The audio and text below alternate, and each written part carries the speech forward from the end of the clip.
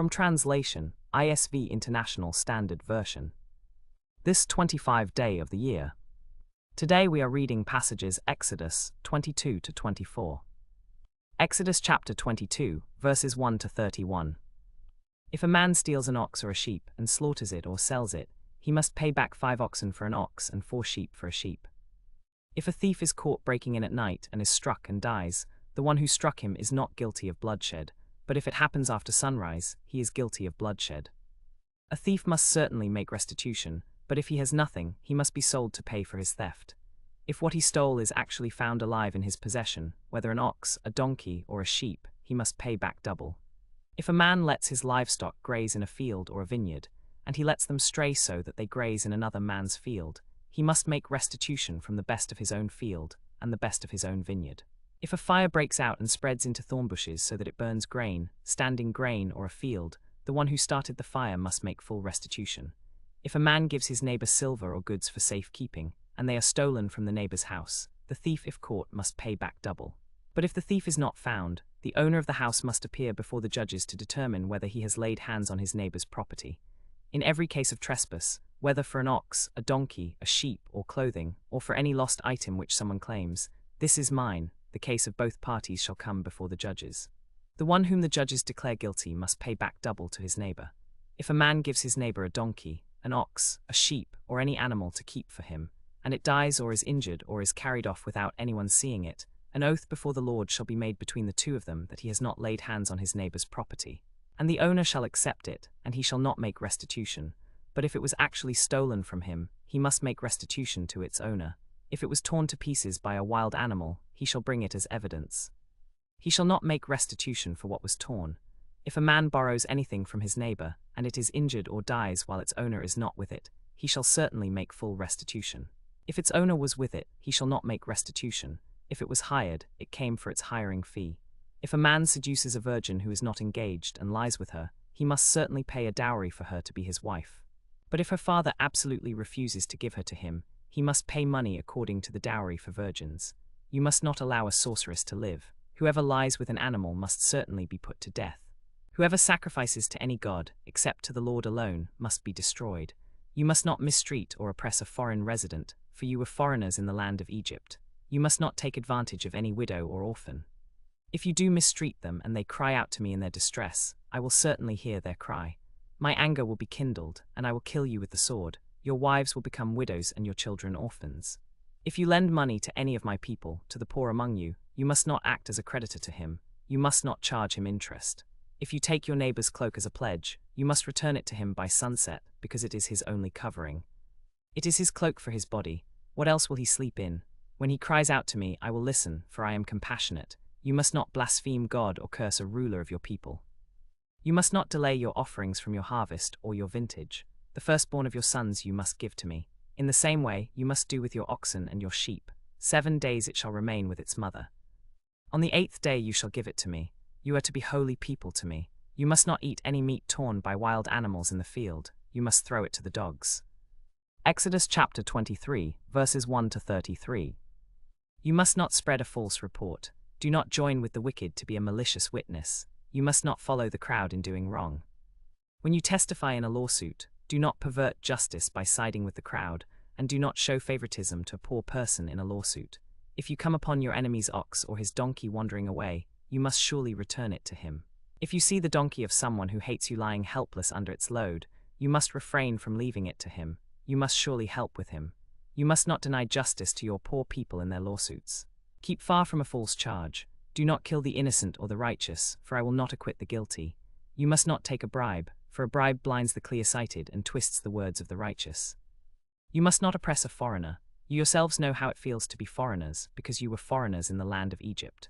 For 6 years you are to sow your field, and for 6 years you are to prune your vineyard and gather in its crops, but during the 7th year you must let it lie fallow and leave it alone, so that the poor among you may eat. And what they leave, the wild animals may eat. In the same way you are to treat your vineyard and your olive grove. For 6 days you are to do your work, but on the 7th day you must rest so that your ox and your donkey may refresh themselves, and the son of your female slave and the foreign resident may be refreshed. Be careful to do everything I have told you. Do not invoke the names of other gods. Do not even let them be heard on your lips. 3 times a year you are to celebrate a festival to me. Celebrate the festival of unleavened bread. For 7 days you are to eat bread made without yeast, as I commanded you. Do this at the appointed time in the month of Abib, for in it you came out of Egypt. No one is to appear before me empty-handed. Also celebrate the festival of harvest, with the first fruits of your produce from what you sow in the field, and the festival of ingathering at the end of the year, when you gather in your produce from the field. 3 times a year all your males are to appear before the Lord God. You must not offer the blood of my sacrifice with anything leavened, nor shall the sacrifice of the festival of Passover be left until morning. Bring the best of the first fruits of your soil to the house of the Lord your God. Do not cook a young goat in its mother's milk. I am going to send an angel ahead of you to guard you along the way, and to bring you to the place I have prepared. Pay attention to him and listen to what he says. Do not rebel against him. He will not forgive your rebellion, since my name is in him. If you listen carefully to what he says and do all that I say, I will be an enemy to your enemies and a foe to your foes. For my angel will go ahead of you and bring you into the land of the Amorites, Hittites, Perizzites, Canaanites, Hivites, and Jebusites, and I will wipe them out.